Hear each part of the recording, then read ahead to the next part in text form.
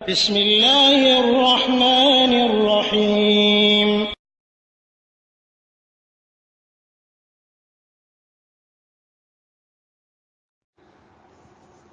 ওয়ালাইকুম আসসালাম রহমতুল্লাহ ওবরকাতুহু।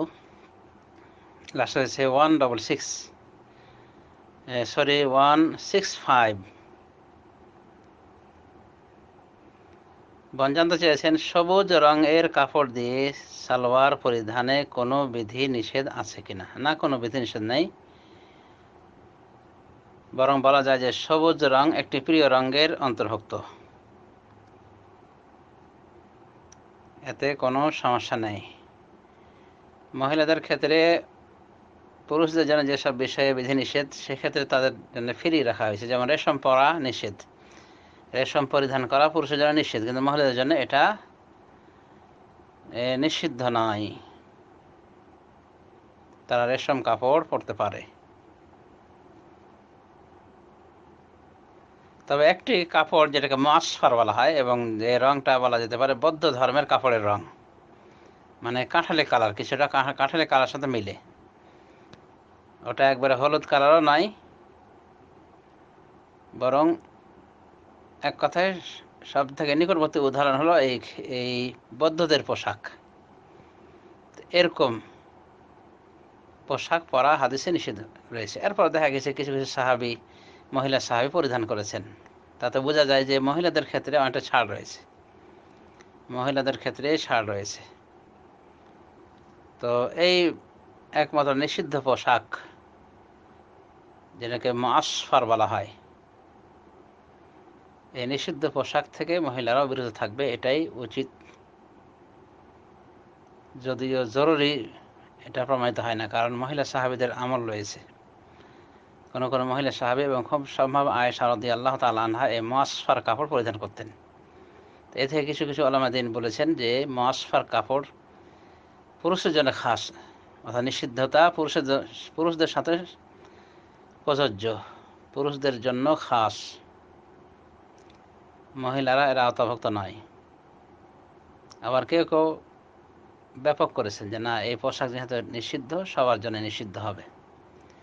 এক কথায় এই পোশাকটি কেবল মা বোনরা পরিত্যাগ করতে পারে বা করবে, করা উচিত। এছাড়া বাকি অন্যান্য কোনো পোশাক তার জন্য নিষিদ্ধ নয়। একমাত্র যে পোশাকের মাধ্যমে বিধর্মীদের সাদৃশ্যতা হবে বা পুরুষের সাদৃশ্যতা হবে, এই জাতীয় পোশাক বর্জন করবে। আর পোশাকের রঙের বিষয়ে স্বাধীন, সে পোশাক যে ধরনের হোক না কেন, লাল হোক, নীল হোক, সবুজ হোক। আমরা লাল পোশাক বিষয়ে কিছু কথা শুনি যে লাল পোশাক নিষিদ্ধ, আসলে সরাসরি স্পষ্ট কোনো সহিহ হাদিস নেই লাল পোশাক নিষিদ্ধ মর্মে, বরং যা কিছু পাওয়া যায় সবগুলি চোখ বন্ধ করে বলা যায় জয়ীফ, জাল, অথবা বিষয়ের সাথে সামঞ্জস্যশীল নয় বা বক্তব্য অস্পষ্ট। যেমন ইবনে আব্বাস থেকে একটা হাদিস রয়েছে যে নহিত আনিস সাওবিল আহমারে, আমাকে নিষিদ্ধ করা হয়েছে লাল পোশাক থেকে। তো হতে পারে এটা তার জন্য খাসভাবে নিষিদ্ধ, উনি তো বলেনি যে সবার জন্য নিষিদ্ধ করেছেন। বা আমরা বলতে পারি যে লাল পোশাক একান্ত যেটা লাল, সেই পোশাকটা থেকে বিরত থাকা ভালো, কিন্তু লালের সাথে কালো বা তেমন লাল নয়, অসুবিধা নেই। এক কথায় বেশ কিছু উলামা দ্বীন বলে যে লাল পোশাক নিষিদ্ধ মর্মে, যেহেতু স্পষ্ট কোনো সহিহ হাদিস পাওয়া যায় না, মানে আমভাবে ব্যাপকভাবে নিষিদ্ধ এই মর্মে কোনো সহিহ হাদিস নেই, কাজে এটা বৈধ পোশাকের অন্তর্ভুক্ত। আর বুখারী শরীফ হাদিসে পাওয়া যায় রাসূলুল্লাহ সাল্লাল্লাহু আলাইহি ওয়াসাল্লামকে দেখা গিয়েছে লাল জোড়া পোশাক পরিহিত অবস্থায় রাসূলুল্লাহ সাল্লাল্লাহু আলাইহি ওয়াসাল্লামকে পরিদৃষ্ট হয়েছে। তাকে সাহাবায়ে কেরাম লাল পোশাকে দেখেছেন। অনুরূপভাবে হাসান হোসাইন লাল পোশাক পরিহিত অবস্থায় রাসূলুল্লাহ সাল্লাল্লাহু আলাইহি ওয়াসাল্লামের নিকটে উপস্থিত হয়েছেন। কাজে লাল পোশাক বিষয়ে এরকম অ্যালার্জি থাকা ঠিক না যে লাল পোশাক নিষিদ্ধ। ইচ্ছা হলে পরবে, ইচ্ছা না হলে পরিত্যাগ করবে।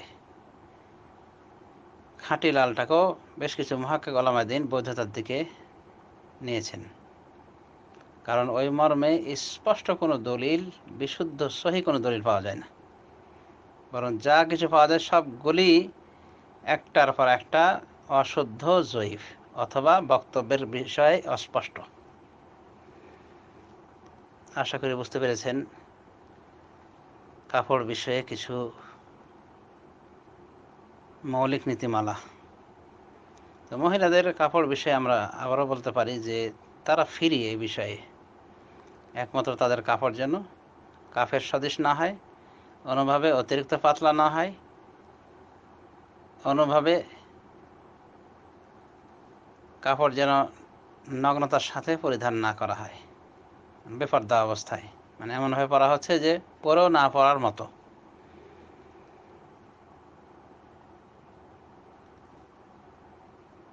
অনুভাবে পুরুষদের কাপড়, পুরুষদের সাথে যে সব পোশাক খাস, যেমন প্যান্ট পরা, শার্ট পরা ইত্যাদি, এগুলো যেন না পরা হয়, এগুলো যেন না বানানো হয় কাপড় দিয়ে।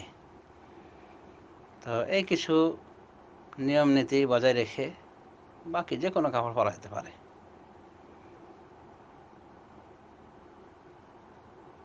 আশা করি বুঝতে পেরেছেন। ধন্যবাদ।